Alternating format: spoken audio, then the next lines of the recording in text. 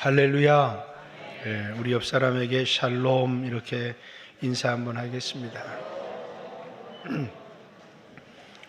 평안하라 그런 뜻이죠. 우리가 평안할 수 있는 이유, 우리가 평안을 말할 수 있는 이유가 죄 없이 살았기 때문에, 돈이 많기 때문에, 우리 인생에 아무런 문제가 없기 때문이 아니라 주님이 우리를 사랑하시기 때문에 여러 어렵고 연약한 문제 속에서도 우리를 향한 하나님의 계획이 있고 하나님이 우리를 사랑하신다는 이유 때문에 오늘 우리는 평안할 수 있습니다. 그래서 여러분들이 늘 주님의 사랑을 기억하고 여러분의 마음의 평안을 잃지 않고 살아가기를 주님의 이름으로 축복합니다. 축복합니다. 잘 아멘을 안 하는 것 같아요. 다음 주에는 먼저 여러분 제 목을 위해서 좀 기도를 좀 해주세요. 목이 이렇게 꽉 잠겨서 말하기가 무척 불편합니다. 다음 주에는 목 쓸 일도 참 많은데 여러분들이 이번 주간에 생각나는 대로 좀 기도해 주시기를 바랍니다. 다음 주 수요일은 총선이 있습니다. 22대 총선이 있는 날인데 우리에겐 굉장히 중요한 선거의 날입니다. 나라의 미래를 결정할 수 있는, 그래서 이번 선거를 통해서 나라를 하나 되게 하는 일꾼들이 좀 많이 뽑혔으면 좋겠다, 그런 생각이 듭니다.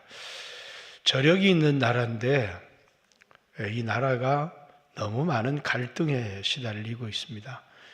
오래전부터 이념 갈등에, 좌우 갈등에 시달렸고 또 이제 동서, 호남과 영남의 갈등에 오랫동안 갈등했고 이제는 세대 간의 갈등을 넘어서서 이제 남녀 간의 갈등까지. 그래서 이 갈등이 적당히 하면 좋은데 제가 3명의 커플이나 만났어요. 이 갈등 때문에 결혼할 사람들이 갈라서게 되었다라고 하는. 그러니까 이 갈등이 이제 작은 갈등이 아닌 것이죠. 이제 여자도 군대 가야 된다 이렇게 말하는 정치인이 나오니까 또 그 사람이 표를 얻기도 하고, 이렇게 해서 이제 여성들이 사회에 진출하면서 여성과 남성 간의 갈등도 굉장히 심해졌습니다. 이 갈등이 하나가 되고 잘 봉합이 되어서 이 문제를 넘어서면 대한민국이 초인류 국가가 될 수도 있고, 이 갈등 때문에 국가가 대한민국호라고 하는 이 배가 자초되어져 버릴 수도 있기 때문에, 그렇기 때문에 이 갈등을 잘 봉합하는 것은 우리에게 굉장히 중요한 것입니다. 우리 인생을 살아가면서도 마찬가지죠. 여러분의 인생에 문제가 없는 사람은 아무도 없습니다. 또 여러분에게 갈등이 없는 사람도 아무도 없습니다. 근데 그 갈등을 쉽게 해결하는 방법은 뭡니까? 우리 집사람하고 저하고 의견의 차이가 생겼고 갈등이 생기기 시작했습니다. 가장 쉬운 해결의 방법은 갈라서면 되는 겁니다. 제일 쉬운 방법이 항상 갈라서는 것이죠. 그러나 그것은 결코 좋은 방법이 아닙니다. 그 갈등을 극복하고 넘어설 때 한 사람 한 사람이 성숙한 사람이 되어질 뿐만 아니라 또 좋은 아름다운 가정이 세워지는 것이죠. 그렇듯이 우리 인생도 마찬가지입니다. 문제가 없는 사람은 아무도 없습니다. 이 세상에 문제 없는 사람이 있다면 예수님 한 분밖에 없어요. 그래서 성경에 나오는 위대한 인물들도 다 문제가 있었어요. 모세도 문제가 많았죠. 흑인 여자랑 결혼을 했습니다. 다윗도 문제가 많았어요. 성적인 범죄, 살인. 그러나 이 문제 때문에 자초되는 인생을 산 게 아니라 그 문제를 극복하고 넘어서서 하나님 앞에 귀하게 쓰임받는 사람들이 되어졌습니다. 여러분과 저의 삶에도 문제가 없는 사람은 아무도 없지만 그 문제를 극복하고 또 갈등을 극복하고 하나님 앞에 귀하게 쓰임받아야 되는데 그만 그 갈등 때문에 그 문제 때문에 넘어서지 못하고 자초되어 버리는 인생들이 세상에 너무너무 많다라는 겁니다. 오늘 본문에도 이제 예루살렘 교회입니다. 이 세상에서 가장 아름다운 교회입니다. 왜냐하면 성령이 임재한 교회고 또 성령이 붙들어서 쓰시는 교회고 이 세상의 모든 교회가 본받을 만한 모델 교회입니다. 그런데 이 교회에 문제가 생겼습니다. 그죠? 여러분, 이 세상에 문제가 없는 교회가 한 교회도 없어요. 문제가 중요한 게 아니라 그 문제를 어떻게 극복하느냐, 그 문제를 어떻게 해결하느냐. 문제가 있어서 이 교회를 못 다니겠습니다, 문제가 있습니다 라고 하는 것이 중요한 게 아니라 그 문제를 어떻게 대할 것인지, 그 문제를 어떻게 해결할 것인지가 우리의 미래를 바꾸어 놓을 수 있습니다. 그렇기 때문에 여러분들이 어떤 문제를 만나든, 우리 교회도 수없는 문제들이 발생하지만 그러나 그 문제 때문에 자초되는 게 아니라 이 문제를 통해서 우리 교회가 또 성장하고 온전해질 수 있다라고 생각을 하기 때문에 문제를 대할 때마다 이게 문제야 라고 말하는 것이 아니라 그 문제를 어떻게 해결할 것인지, 문제 앞에 어떤 태도를 취할 것인지, 여러분의 가정도 여러분의 인생도 그렇다는 겁니다. 가장 모범적인 교회, 가장 좋은 교회에도 문제가 발생했다는 거예요.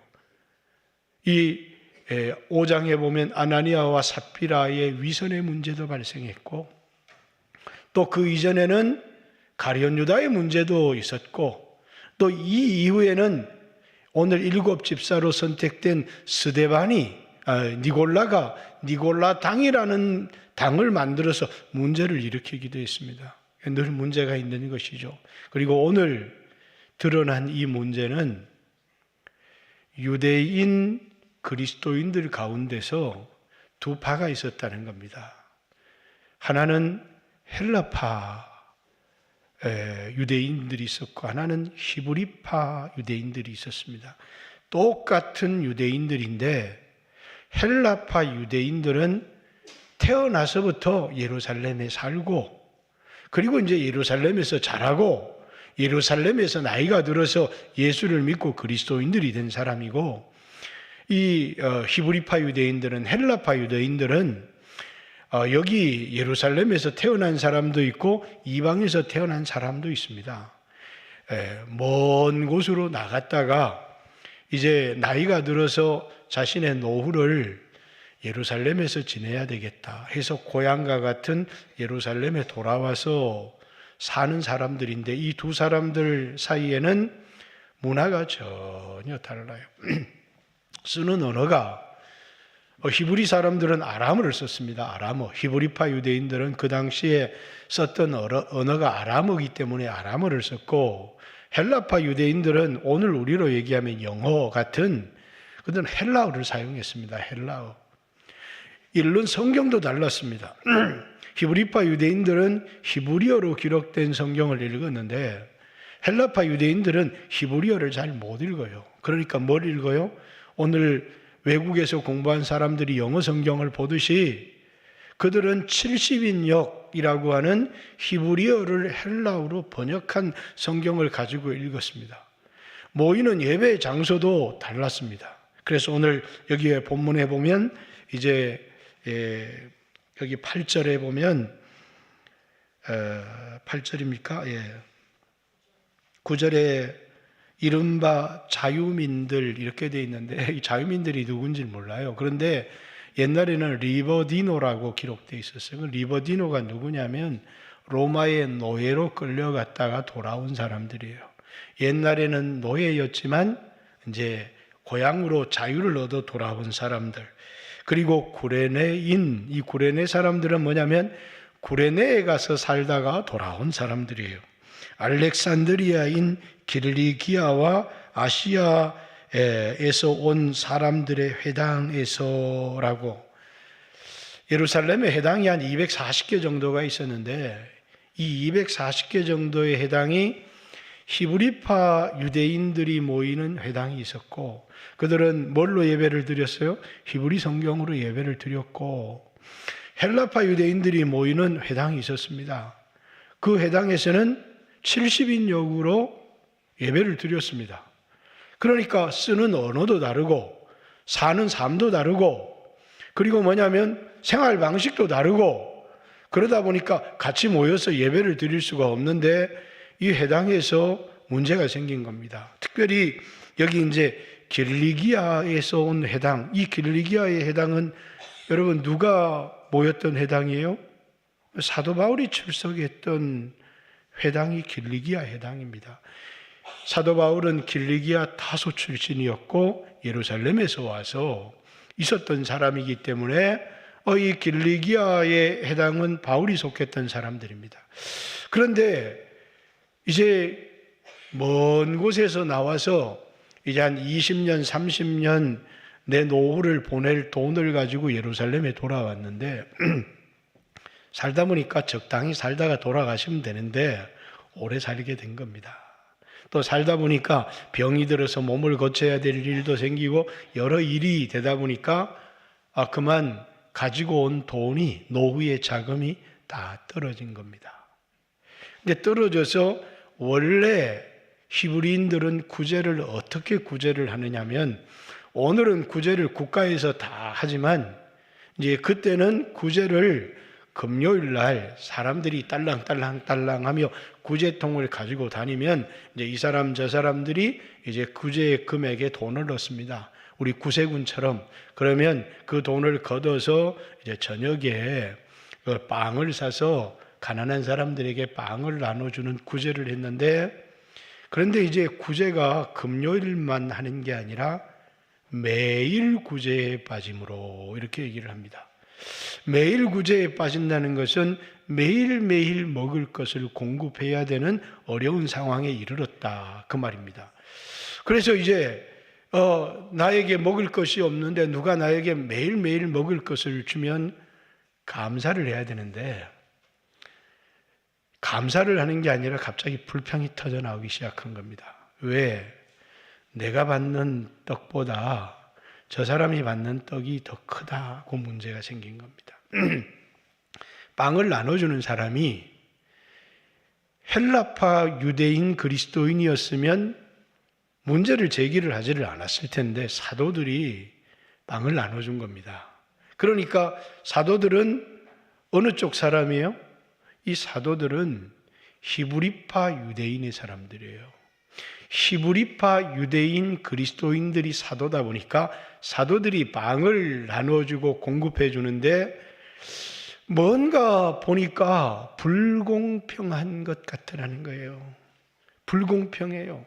공평이라고 하는 것의 개념이 똑같이 나누어준다고 공평한 건 절대로 아니에요. 그죠?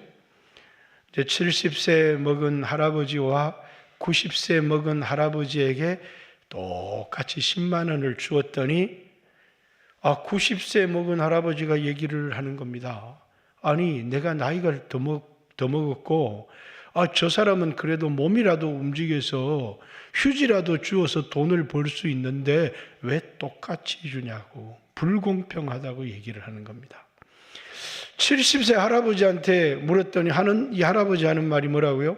나는 외출도 해야 되고 버스도 타고 다녀야 되고 옷도 사라 입어야 되는데 90세 먹은 할아버지가 요양원에 앉아서 그 돈 쓸 일이 어디 있냐고, 왜 똑같이 나눠주냐고. 왜? 사람마다 뭡니까? 공정이 다른 겁니다. 공평하다는 게. 여성하고 남성에게 똑같은 돈을 나눠주었더니 여성이 얘기를 하는 겁니다. 나는 몸집도 작고 나는 이렇게 먹는 것이 부족해서 그래서 저 사람에게 좀 더 많은 걸 나눠줬으면 좋겠습니다. 이러면 너무 좋겠는데 전혀 그런 일들이 발생을 하지 않고 뭡니까?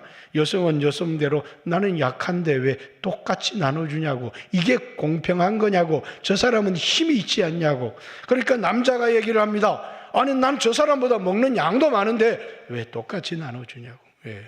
공정이라고 하는 것, 공평하다고 하는 것은 이게 사람의 입장마다 다 다른 겁니다. 그것이 오늘 우리 사회가 가지고 있는 갈등이기도 합니다. 그러니까 누가 문제를 제기를 했느냐면 히브리파 유대인들이 문제를 제기를 한 게 아니고 헬라파 과부들이 문제를 제기를 했고, 그리고 헬라파를 대표하는 헬라파 그리스도인들이 공평하지 않다고. 하나님을 믿는 사람들이 이렇게 공평하지 않으면 어떻게 하냐고. 공평하지 않은 문제가 발생을 한 겁니다.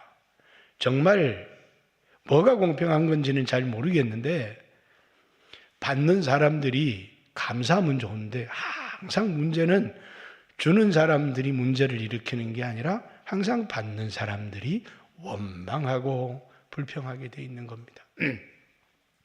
구약에서도 이스라엘 백성들이 광야 생활을 하는데 백성들이 뭡니까? 물이 없다 이렇게 원망하는 겁니다.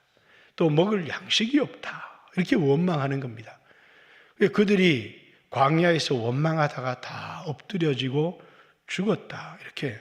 그래서 원망이라고 하는 것은 분열을 일으키는 것이고 결코 작은 문제가 아닌 것입니다. 그리고 모세를 향해서 원망하는 겁니다. 네가 우리를 애굽에서 인도해 내어서 이 광야에서 다 죽여 죽게 하는도다. 그런데 하나님이 모세에게 얘기합니다. 너를 원망한 게 아니라 이 백성이 나에 대하여 원망하는 것이다. 이렇게. 왜? 그리스도인들이 받은 은혜가 너무너무 커서 감사합니다. 그러면서 오늘 내가 희생하면서 남에게도 좋은 것을 줄 수 있다면 얼마나 좋은 교회이겠습니까? 그러나 그렇지 않아요. 우리는 교회 안에 봉사를 하면 하늘에 상을 준다고 하는데, 그럼 내가 좀 더 봉사했으면 좋겠다. 그런 사람들이 별로 없더라는 겁니다. 왜 내가 저 사람보다 일을 많이 해야 되냐고.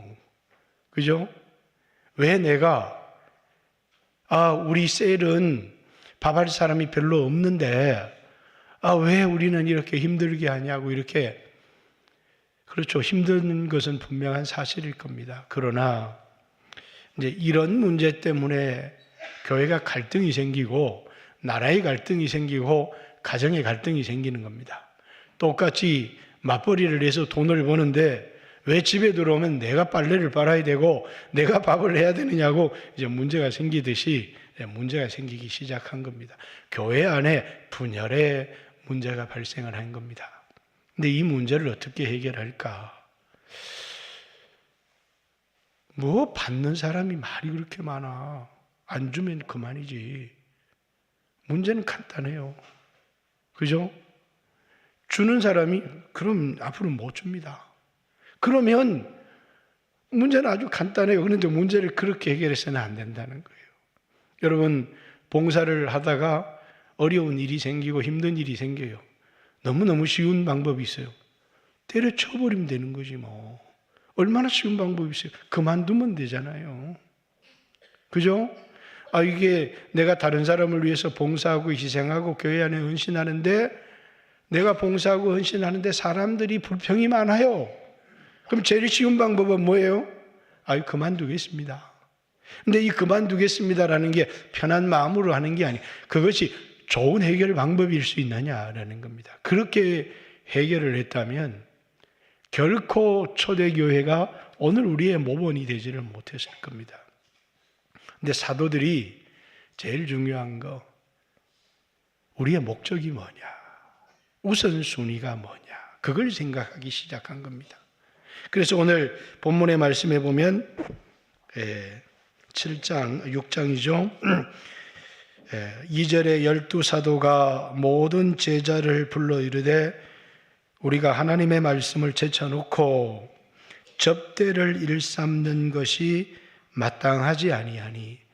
구제하는 일도 교회가 해야 되는 일이지만 교회의 본질은 구제가 아니고 뭐 하는 일이라고요? 하나님 말씀을 전하는 일이다. 그러니까 말씀 전하는 일 때문에 이게 이제 교회의 본질인데 사도들이 빵을 나누어 주고 있다 보니까 빵의 크기가 다르다고 불평의 문제가 생긴 겁니다. 그러다 보니까 이 사도들이 말씀을 전하는데 사람들이 그 말씀을 어떻게 듣느냐면 하나님의 말씀이다 이렇게 듣는 게 아니고 지편에게 유리하게 말하네 이러면서 그 말을 사람의 말로 왜곡하여 듣기 시작하는 겁니다. 그러면서 뭐가 떨어지기 시작해요? 말씀의 권위가 떨어지기 시작하면서 교회 하나님의 통치가 사라지고 서로 헤게모니를 잡고 힘을 장악하고 자기가 지배하려고 하면 그 순간에 교회는 하나님과는 아무런 상관이 없는 교회가 되어져 버리는 것입니다.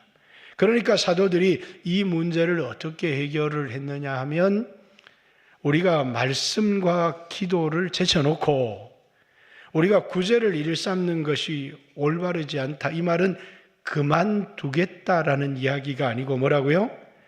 우선순위를 분명하게 하자는 겁니다.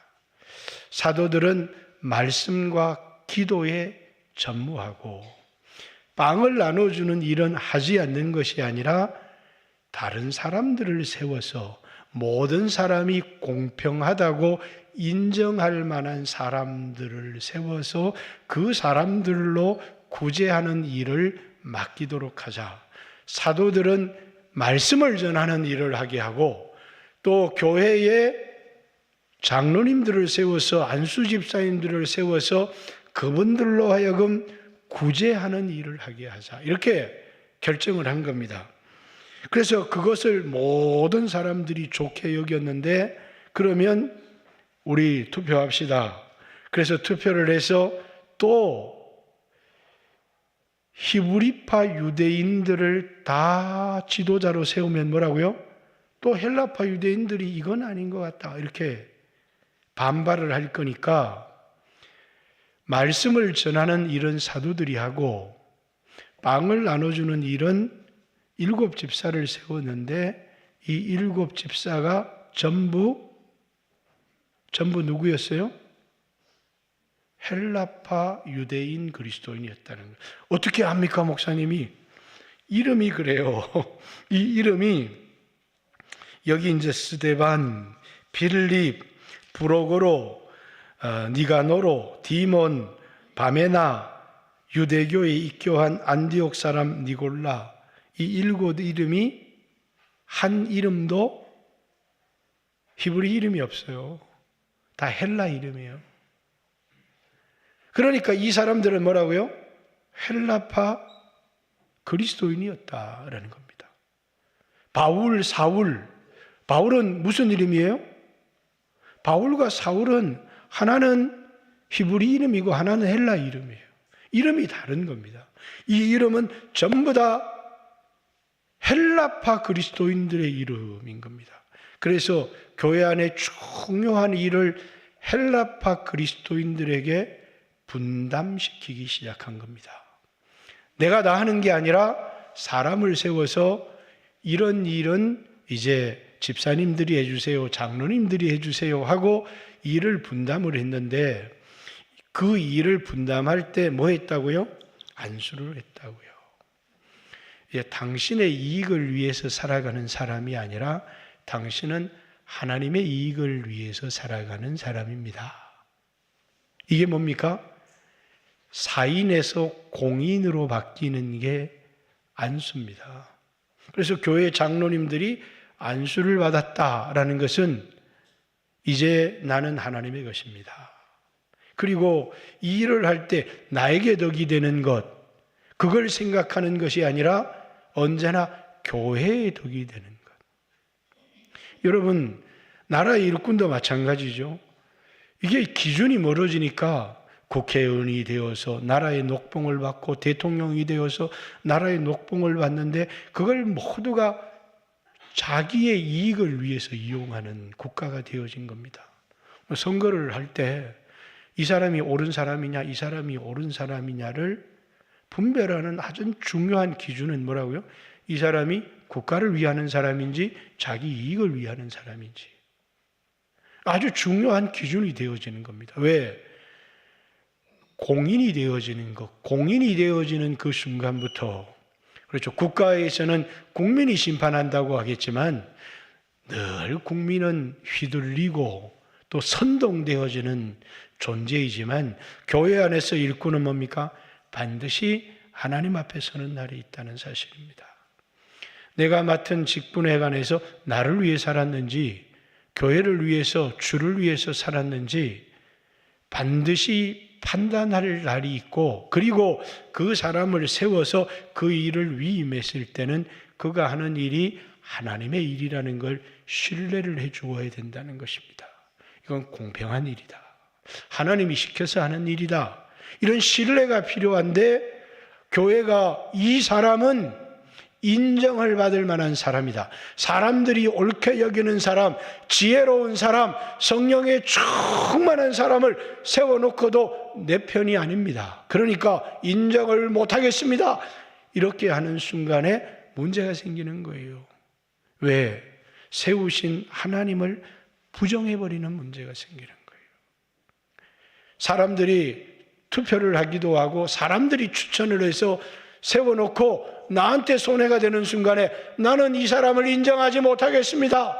그러면 그건 그 사람을 부인하는 게 아니라 하나님을 부인하는 것이 되는 거예요. 그렇기 때문에 교회 안에 장로님이 세워지든 또 권사님이 세워지든 사람들은 그분들이 하는 일이 하나님이 하는 일이다라는 것을 믿어야 되고, 이렇게 세움을 받은 사람들이 일을 할 때는 나를 생각을 하고 일을 하게 되면 반드시 하나님의 심판대 앞에서 책임을 당하게 된다는 사실을 기억해야 합니다. 내가 나를 생각하고 하는 일이 아니라 공인으로서 주를 위해서 일을 했다면 그 일에 대하여서는 상이 있지만, 그것이 사적인 나의 이익을 위한 일이 되어지는 그 순간에 우리는 하나님 앞에 심판을 받는다는 사실을 이제 기억해야 되는 것. 그래서 직분이 주어질 때는 책임도 있고, 뿐만 아니라 거기에 주어지는 특권과 축복도 있다는 사실을 알아야 합니다. 이 분열의 문제를 히브리파 유대인들이 이 빵을 나누는 일을 보니까 정말 빵의 크기가 달랐다면 히브리파 유대인들이 그러면 우리가 손해인데 이렇게 들고 일어났을 텐데, 뭔가 교회 안에서 소외된 것 같으니까 그들에게 모든 일을 위임한 겁니다. 그리고 그때부터는 뭐라고요? 아무런 문제가 생기지 않았다는 거예요. 일을 분담해서 위임해서 맡겼을 뿐만 아니라 이 일에 대하여 전적으로 맡겨서 그 일을 하게 했더니 이제 교회가 하나가 되고 화목하게 문제를 극복했을 뿐만 아니라 문제를 극복하는 것이 하나님의 전부의 뜻이 아니라는 거예요. 이 사람들은 어떤 사람들이에요? 헬라 사람들이에요. 복음은 예루살렘에 머물러 있었어요. 이 예루살렘에 머물러 있는 사람들이 이제 온 유대 땅에 가서 복음을 전하려고 하니까 말이 안 돼요. 언어가 안 된다 그 말입니다.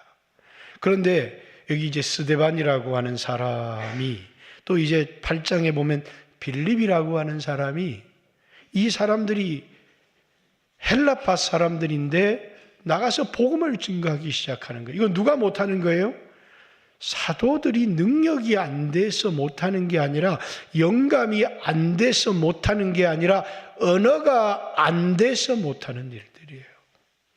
사도행전 7장 스데반의 일을 인하여 예루살렘 교회에 핍박이 일어났고, 그 핍박으로 인하여 그리스도인들이 세계 각각 흩어지기 시작했어요.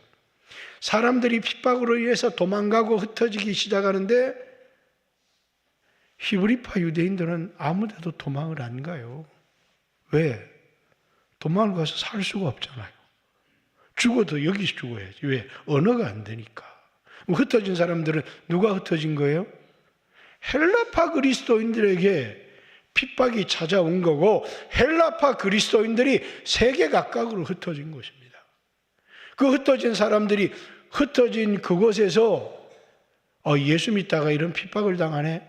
그렇게 생각을 한 게 아니라 하나님이 나를 이곳에 보내셨다. 그래서 그곳에서 복음을 전하기 시작한 겁니다. 그랬더니 이 복음이 뭡니까?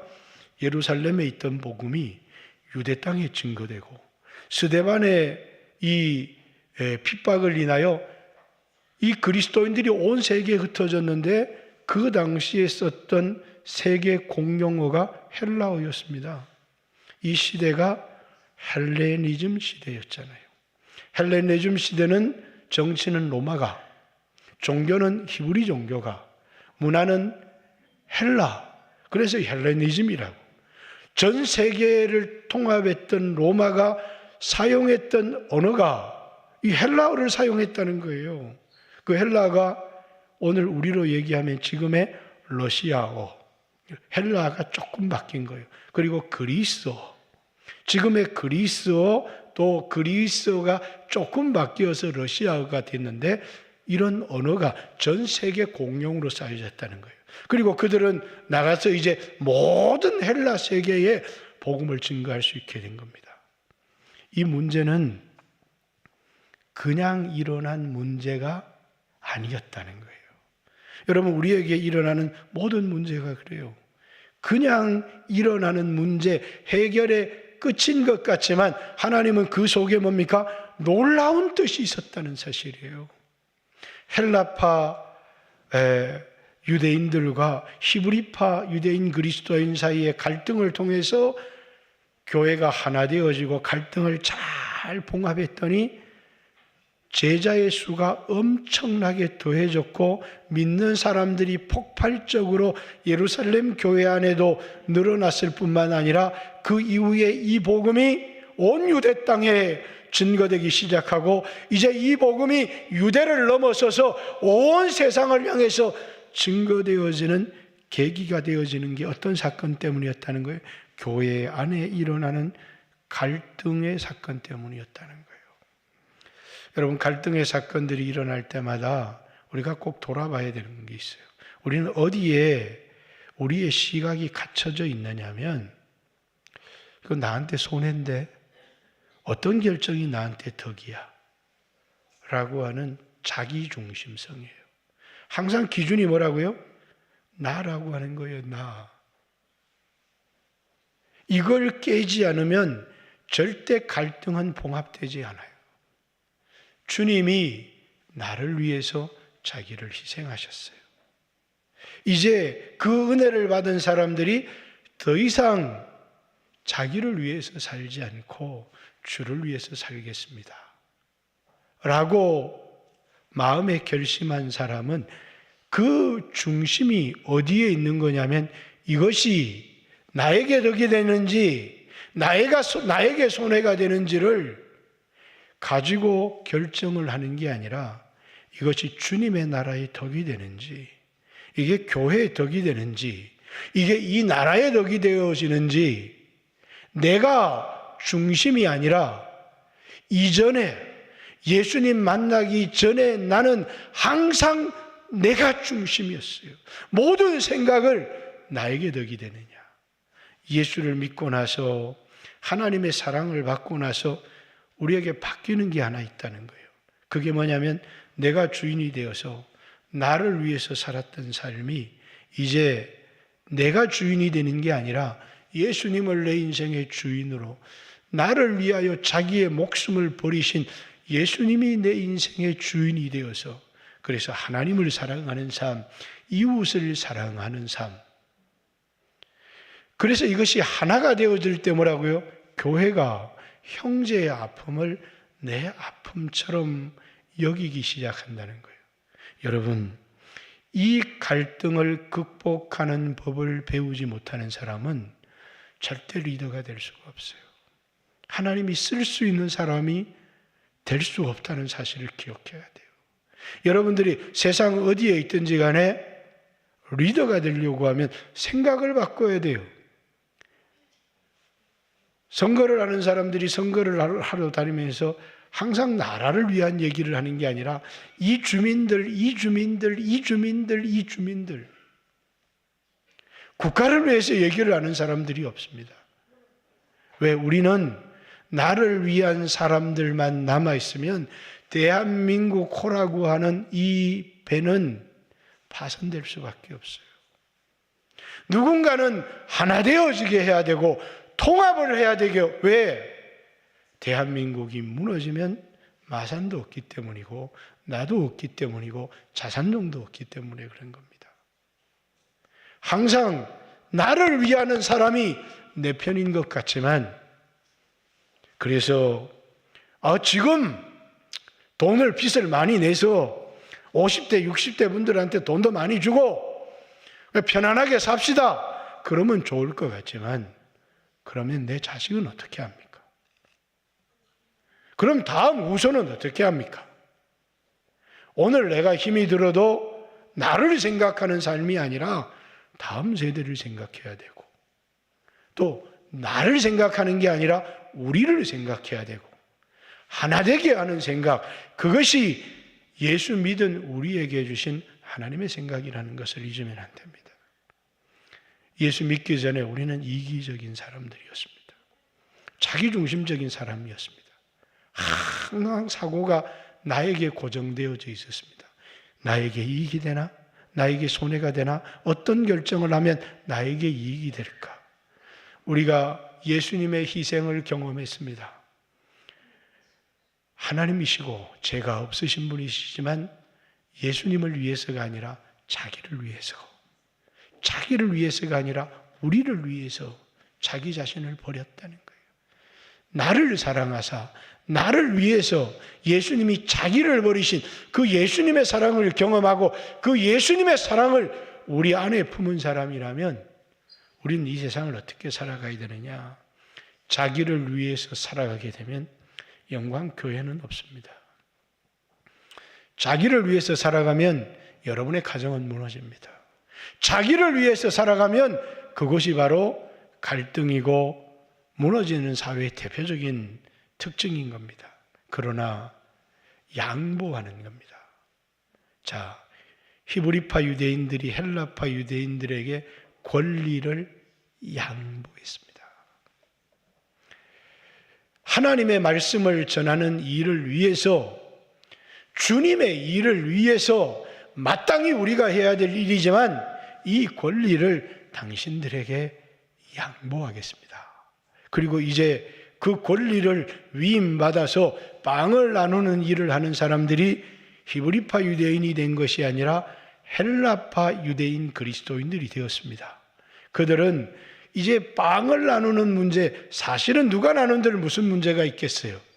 사람들이 나눠진 저들과 우리가 다르다는, 그래서 그 문제가 어떻게 되었는지는 전부 다 잠잠하고 있어요. 그리고 세워진 이 7 집사의 활동이 이 7 집사를 통해서 어떤 변화가 일어났는지를 빌립이라는 사람에 의해서 온 유대가 변화되기 시작합니다.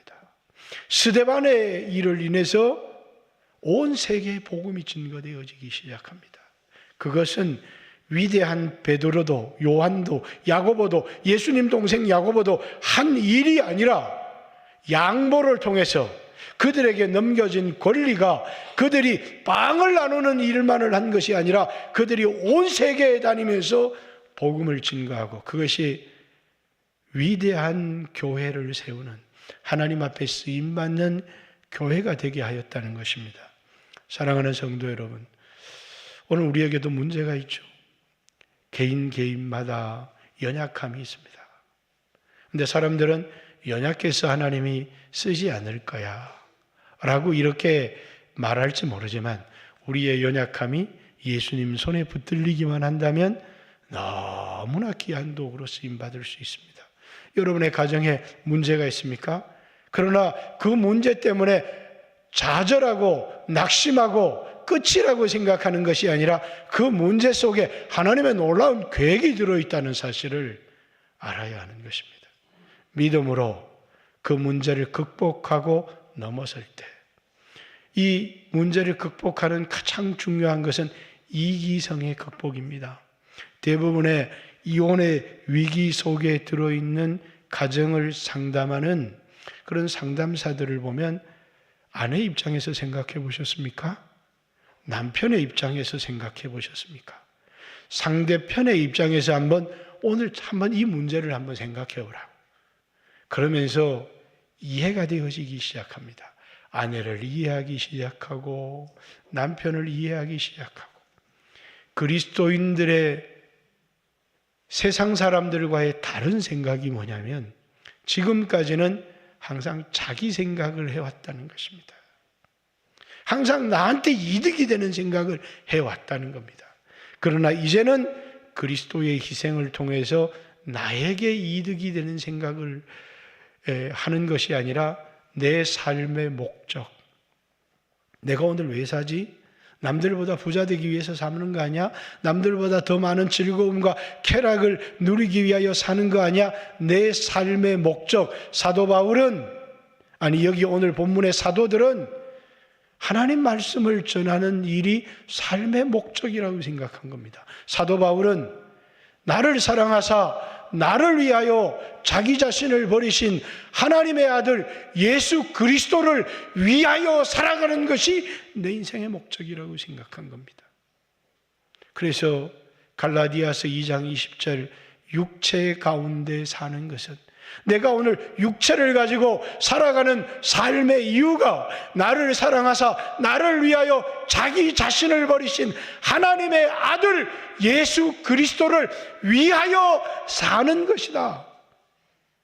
여러분 그것이 뭐라고요?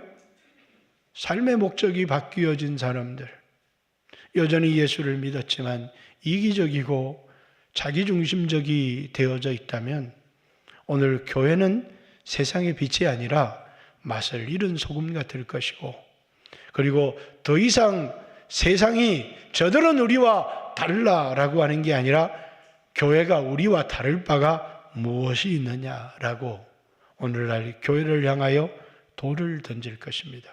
세상을 변화시킬 수 없는 교회는 교회의 존재 목적을 잃어버린 것과 같습니다. 사랑하는 성도 여러분, 오늘 다시 한번 이 성찬을 나누면서 하나됨, 이 분열 속에서 이 분열의 원인이 뭡니까? 내가 손해야, 내가 손해야 라고 하는 자기 생각에서 우리를 생각하기 시작하면서 하나 되기 시작했고, 그 하나됨 속에 하나님이 성전으로 임하기 시작했고, 분열되었던 그들을 붙들어서 전 세계를 선교하는 일에 하나님이 사용했던 것처럼 오늘 원래 성찬을 하면서 오늘 성찬 설교를 하는 것은 아니지만 이 떡을 받을 때마다 우리가 한 몸이라는 것, 한 덩어리의 떡, 예수 그리스도의 몸을 나눈 형제라는 사실을 잊지 않았으면 좋겠고, 나를 생각하는 사람이 아니라 교회를 생각하고 형제를 생각하며 오늘 여러분 가운데 분열이 있고 여러분 가운데 이기적인 생각 때문에 가진 상처, 나 상처받았대요. 그 얘기를 한참 들어보고 있노라면 기가 막혀요. 그 상처의 이유가 너무너무 이기적이기 때문에 너무 많아요. 여러분의 이기성 때문에 받은 상처가 있다면 예수님을 인해서 내가 오늘 손해를 받아도 내가 오늘 살아가는 이 더불이의 삶을 남에게 준다고 할지라도 나에게는 상처될 것이 없습니다. 상처가 있다고요? 여러분, 우리에게는 은혜가 있어야 돼요. 은혜. 스데반의 얼굴이 천사의 얼굴과 같더라. 왜? 그 마음속에 은혜가 충만했기 때문이에요. 성령이 충만했기 때문이에요. 은혜 받은 사람이었기 때문이에요. 이기적인 사람은 누구를 만나도 상처만 받아요. 자신의 이기성 때문에 내가 손해를 봤어. 내가 손해를 봤어. 교회 안에 와서 끊임없는 상처를 받는 사람. 여러분이 손해를 많이 받습니다. 그런데 뭐라고요? 하나님의 은혜입니다. 그게 은혜 받은 사람이에요. 사도 바울을 보십시오. 다른 사도보다 더 많이 수고했고 더 많이 희생을 했습니다. 누구에게 내 희생을 알아달라고 하지도 않습니다. 내가 상처받았다고 말하지 않습니다. 하나님이 나에게 주신 은혜라고 얘기를 합니다. 은혜 받은 사람이기 때문에 그렇습니다. 은혜 받은 사람은 얼굴이 천사와 같이 빛납니다. 그러나 상처받은 사람의 얼굴에는 늘 분노가 가득합니다. 사랑하는 성도 여러분, 스데반 집사님처럼 성령과 은혜가 충만하여서 성령에 충만했다는 것은 더 이상 자기를 위해 살아가는 사람이 아니라 자기를 위해 죽으신 그리스도를 위해서 살기로 작정하니까 길이 보이는 겁니다. 문제 해결에 길이 보이기 시작해요. 자기중심적인 사람이라고 난 양보 못해. 내가 그걸 왜 양보하냐고. 양보할 수 없지만 자기를 위해 살아가는 사람이 아니라 주를 위해 살아가는 사람들에게 삶의 목적을 분명히 하고 일을 분담하고 중요한 일을 양보했을 때 교회가 하나 되기 시작하고 그 하나 된 교회를 붙들어서 하나님이 놀랍게 쓰시는 것, 오늘 우리 교회 가운데도 여러분의 삶 가운데도 일어나서 여러분의 가정이 화목해지길 원하고 우리 교회가 하나 되어지길 원하고 오늘 성찬을 행할 때 이 떡을 받을 때마다 우리를 하나 되게 하기 위하여 자기를 희생하신 예수님을 잊지 않는 여러분들이 되시기를 주님의 이름으로 축복합니다. 같이 한번 하나님 앞에 2, 3분만 기도합니다. 여러분 가운데 상처받은 것이 있다면 여러분이 이기적이어서 그렇지는 않은지, 그리고 이 상처가 은혜로 바뀔 때 여러분의 인생이 놀라운 역사가 일어난다는 사실을 기억했으면 좋겠습니다. 같이 한번 들은 말씀을 생각하며 기도합니다. 주여